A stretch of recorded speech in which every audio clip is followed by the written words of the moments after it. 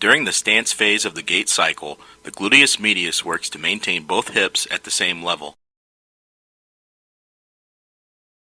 What is Trendelenburg gait? Trendelenburg gait is an abnormal gait that is usually found in people with weak abductor muscles of the hip, which are supplied by the superior gluteal nerve.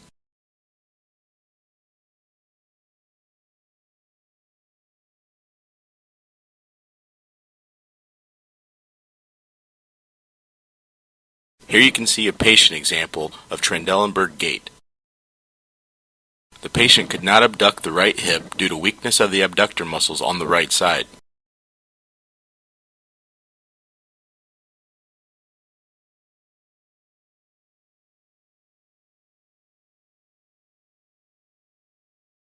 If the patient has weakness on the one side of the pelvis, and when the patient stands on that side, the pelvis on the contralateral side will drop. This is called the Trendelenburg sign.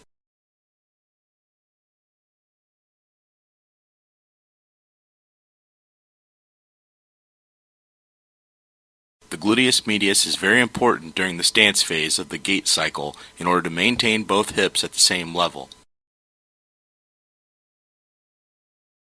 The stance phase accounts for about 60% of the gait cycle. 3 times the body weight is transmitted to the hip joint.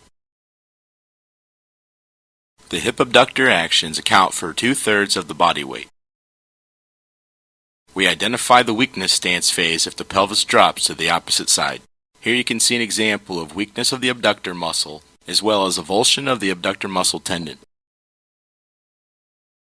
Weakness can also occur in patients with L5 radiculopathy or avulsion of the abductor muscle tendon, which occurs with increasing frequency after hip replacement surgery. The superior gluteal nerve injury is a major factor in this gait. A positive Trendelenburg sign occurs when there is dysfunction of the adductor muscles and the body is unable to maintain the center of gravity on the side of the stance leg. The patient will show an excessive lateral lean to keep the center of gravity over the stance leg. Here you can see an example of a normal gait, a Trendelenburg gait, and the compensated Trendelenburg gait.